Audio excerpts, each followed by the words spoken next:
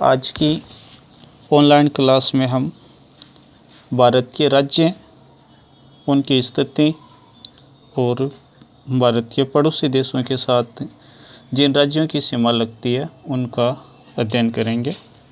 जैसे हमने पहले लिखा है भारत की जलीय सीमा पर स्थित देश, मतलब कि हम अध्ययन करेंगे कि भारत की जलीय सीमा किन किन देशों के साथ जो है वो लगती है।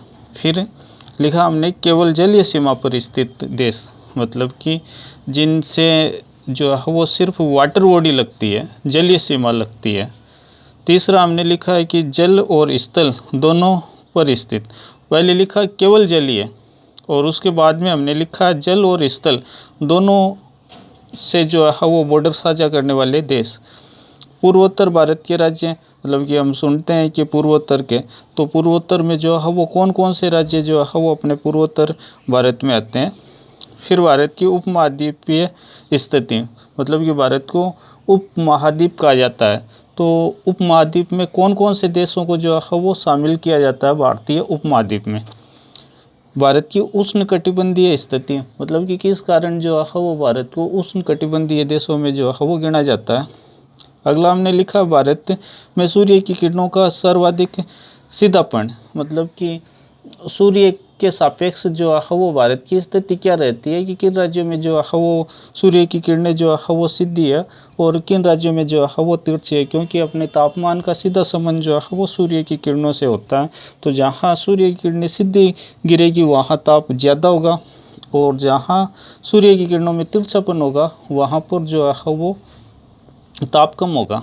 उसके बाद में हमने लिखा पूर्वी व पश्चिमी छोर पर समय का अंतराल, मतलब कि पूर्व से पश्चिम तक जो है वो समय का अंतराल जो है वो किस प्रकार से देखने को मिलता है या कितना देखने को मिलता है, उसका कारण क्या है, इन सारी बातों का जो है वो हम विस्तृत जानकारी जो है वो प्राप्त करेंगे।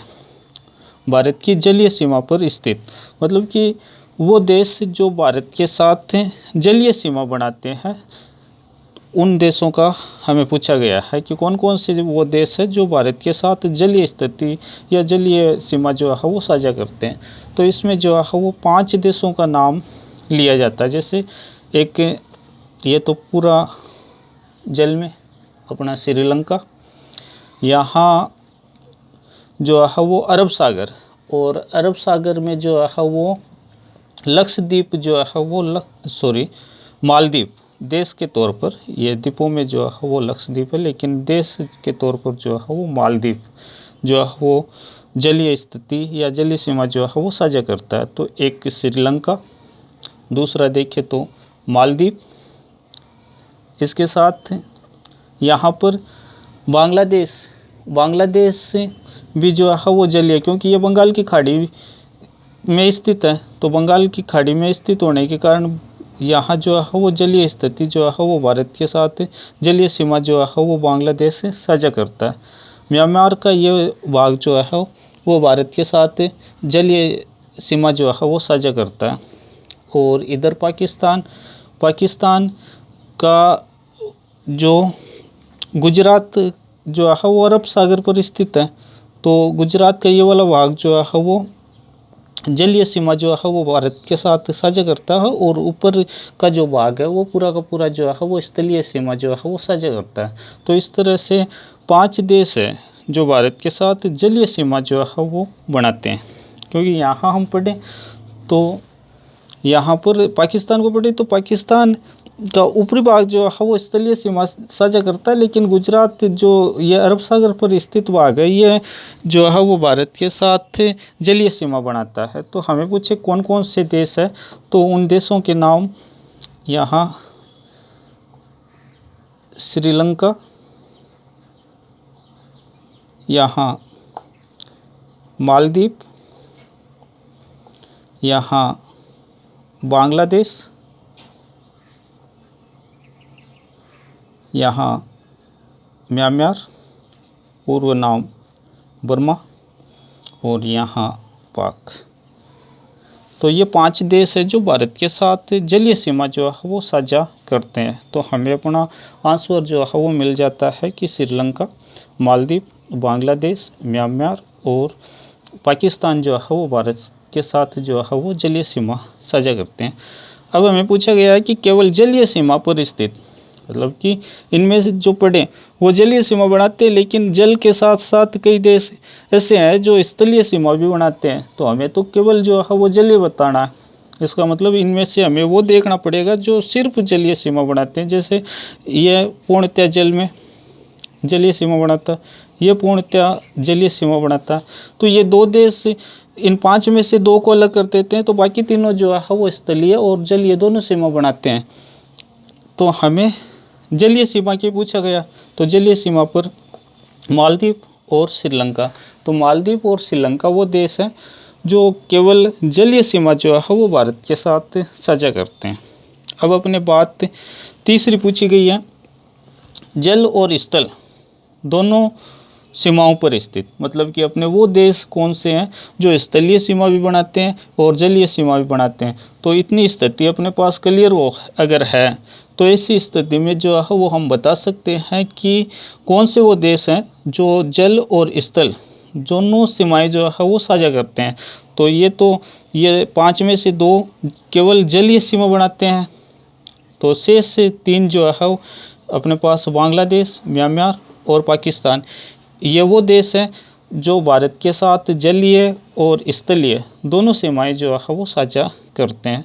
तो हमें इस तरह से तीनों प्रश्नों के उत्तर मिल जाते हैं कि भारत की जलीय सीमा पर स्थित देशों की संख्या 5, जिसमें श्रीलंका, मालदीव, बांग्लादेश, म्यांमार और पाकिस्तान।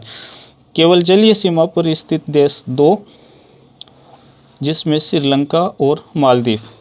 और वो देश जो जलीय सीमा भी साझा करते हैं और स्थलीय सीमा भी साझा करते हैं, उसमें 3 देश, बांग्लादेश, म्यांमार और पाकिस्तान।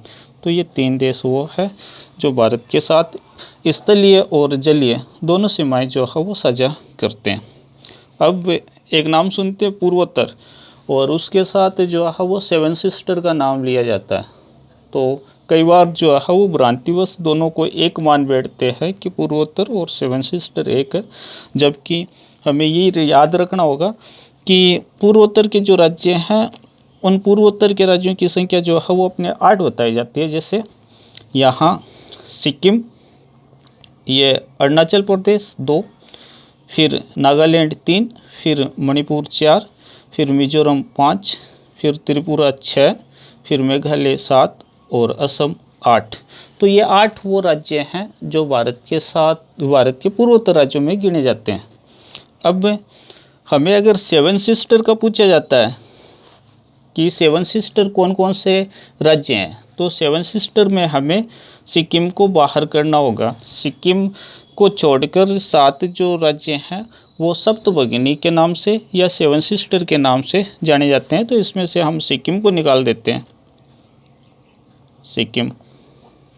तो सिक्किम को निकाल देने के बाद में अपने पास जो 7 राज्य बचते हैं, वो 7 राज्य जो है वो पूर्वोत्तर के 7 राज्यों में गिने जाते हैं।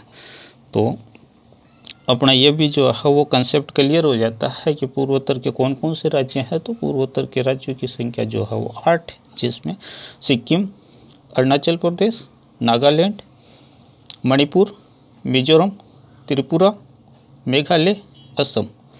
और 7 सिस्टर पूछा जाए तो इनमें से हम सिक्किम को छोड़कर जो राज्य है वो अपने 7 सिस्टर के नाम से जाने जाते हैं।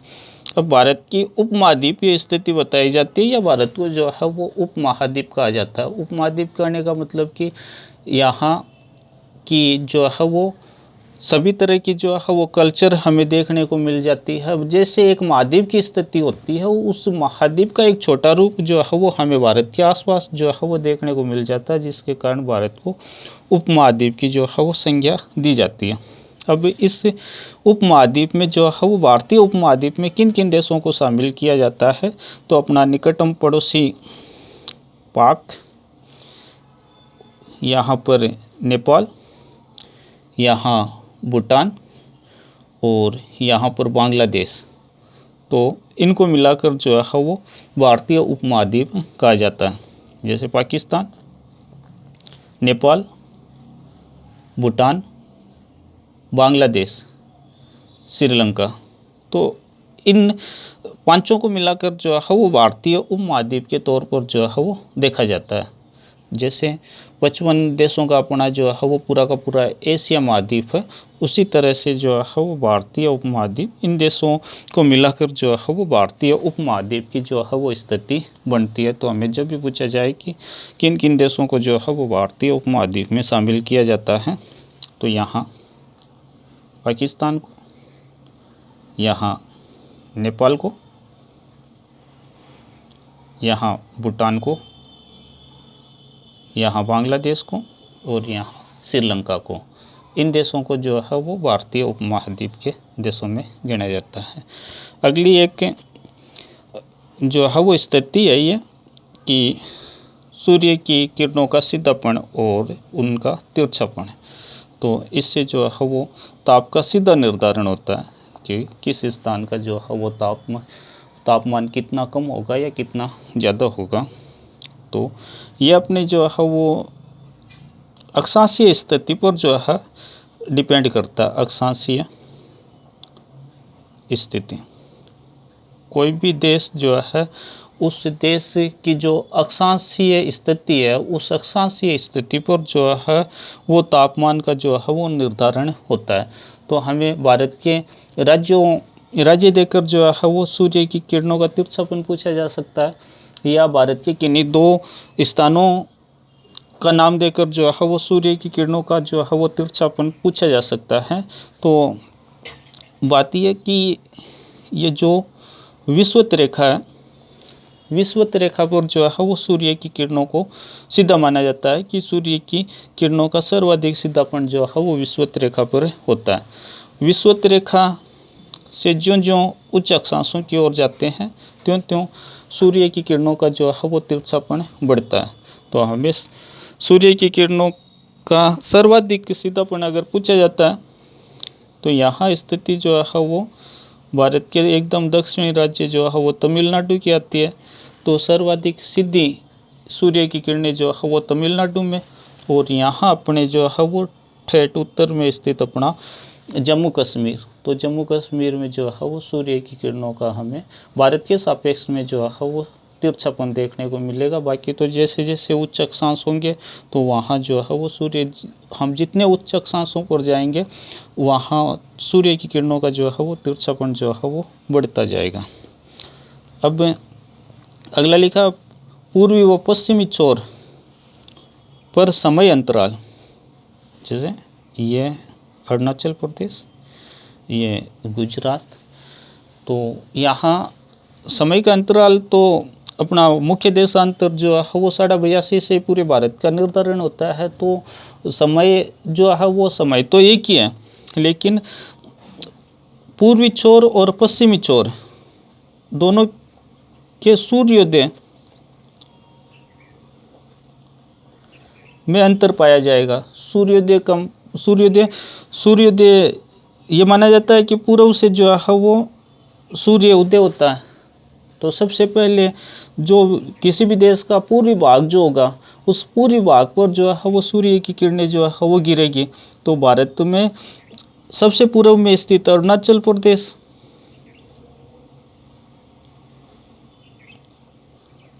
तो सबसे पहले सूर्य की किरणें जो है वो अरुणाचल प्रदेश में गिरेगी। और ठेठ पश्चिम में अपना गुजरात, तो सबसे अंत में जो सूर्य की किरणें हैं वो गुजरात में। अब सूर्योदय का अंतर कितना होगा, तो प्रत्येक देशांतर पर सूर्य की किरणों को पहुंचने में 4 मिनट का समय लग जाता है। और भारत का देशांतरीय विस्तार जो है वो 68,7 से 97,25, 68,7 97,25 लगभग 29 मिनट का जो है वो विस्तार है। तो 1 डिग्री क्रॉस करने में जो है वो सूर्य की किरणों को 4 मिनट लग जाते हैं। तो 29 डिग्री क्रॉस करने में, 29 देशांतरों को पार करने में सूर्य की किरणों को 29 × 4 मतलब करीब 2 घंटे का जो है वो सूर्योदय में दोनों स्थानों पर जो है वो अंतर पाया जाता है। किसी भी स्थान का पूछे तो अगर उसकी देशांतरीय स्थिति हमें पता है तो उसके आधार पर जो है वो हम सूर्योदय का अंतर जो है वो बता सकते हैं। जैसे दो स्थान बता देते हैं कि एक स्थान यहाँ है, दूसरा स्थान यहाँ है, दोनों के बीच में जो है वो 8 देशांतरों का अंतर है। तो एक देशांतर को पार करने में 4 मिनट, तो 8 देशांतर को पार करने में जो है वो कितने मिनट का समय हो जाएगा। तो एक देशांतर को पार करने में 4, तो 8 को पार करने में जो है वो 32 मिनट, मतलब कि करीब आधे घंटे का डिफरेंस जो है वो दोनों में हो जाएगा। तो इस तरह से हमें अगर पूछे किन स्थानों के मध्य सूर्योदय का अंतर, तो हम जो है वो बता सकते हैं। अब भारत की स्थिति जो है उस पर थोड़ी चर्चा कर लेते हैं। जैसे भारत प्रायद्वीपीय स्थिति रखता है, प्रायद्वीप जिसके 3 ओर पानी हो। प्रायद्वीपीय स्थिति में यहाँ जो भाग है वो बंगाल की खाड़ी के नाम से, और यह इधर का जो जलीय भाग है वो अरब सागर के नाम से, और नीचे पूरी वाटर बॉडी जो है वो हिंद महासागर के नाम से जानी जाती है। तो यहाँ भी जलीय स्थिति, यहाँ भी जलीय स्थिति, और सुदूर दक्षिण में भी जलीय स्थिति। इसका मतलब कि इसके 3 ओर जो है वो पानी लगता है, और जिस क्षेत्र के 3 ओर पानी लगता है उसे जो है वो प्रायद्वीप में कहते हैं। तो ये तो बताया था कि इससे जो है वो अंतर्राष्ट्रीय व्यापार में जो है वो भारत को एक बहुत बड़ा जो है वो सहयोग मिलता है।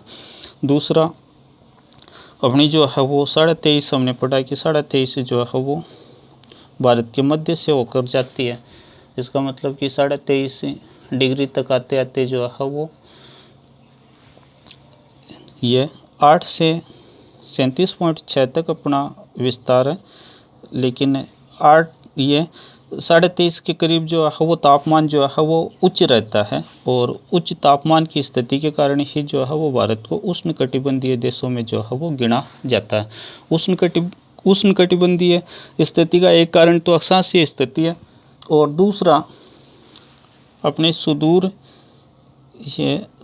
के उत्तर में जो है वो हिमालय की स्थिति है। हिमालय की स्थिति होने के कारण जो उच्च अक्षांशों से जो बर्फीली ठंडी हवाएं आती है, या शीत जलवायु का जो प्रभाव हम तक आना चाहिए, उससे प्रभाव को जो है वो रोकने का काम जो है वो हिमालय कर देता है, जिसके कारण भी जो है वो अपने भारत की जो है वो उष्णकटिबंधीय स्थिति बनती है। तो प्रायद्वीपीय स्थिति जो है वो अपनी ये बंगाल की खाड़ी कह सकते हैं, अरब सागर कह सकते हैं, हिंद महासागर कह सकते हैं, या कंप्लीट हिंद महासागर के कारण अपनी जो है वो प्रायद्वीपीय स्थिति बनती है। और उष्णकटिबंधीय अपनी स्थिति का निर्धारण जो है या क्यों बनती है, तो एक तो जो है वो हम निम्न अक्षांशों पर है, मतलब कि जो विषुवत रेखा है उसके करीब है, और दूसरा जो है वो हिमालय की स्थिति है। हिमालय जो है वो अपने को जो है उस शीत वातावरण से जो है वो बचाए रखने का काम करता है। अब भारत के संदर्भ में जो हम अवस्थिति और विस्तार पर चर्चा कर रहे थे, उसका टॉपिक जो है वो आज अपना कंप्लीट होता है। इसकी अगर कोई बात रह गई है तो उससे जो है वो हम अगले वीडियो में जो है वो शामिल करने का जो है वो प्रयास करेंगे। एक बात कि जैसे हमने जो है वो भारत के पड़ोसी पढ़े, उसमें एक इंडोनेशिया यहाँ पर जो है वो द्वीपीय देश है। अच्छा प्रश्न बनता है कि अपना जो है वो जलीय पड़ोसी जो है वो श्रीलंका पड़ा, सबसे नज़दीक अपना जलीय। अब श्रीलंका के बाद में अगर हमें जो नज़दीक जलीय स्थिति वाला अगर देश पूछा जाता है, तो उसमें हम जो है वो मालदीव का नाम न देकर इंडोनेशिया का नाम जो है वो गिनाते हैं।